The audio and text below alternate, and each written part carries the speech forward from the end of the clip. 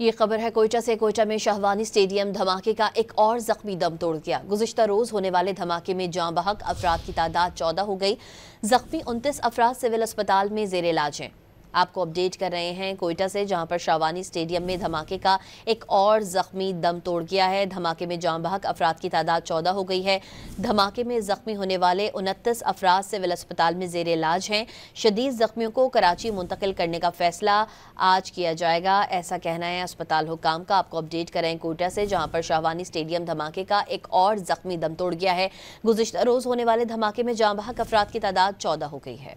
ये खबर है कोयटा से। कोयटा में शाहवानी स्टेडियम धमाके का एक और जख्मी दम तोड़ गया। गुज़िश्ता रोज होने वाले धमाके में जाँ बहक अफराद की तादाद 14 हो गई।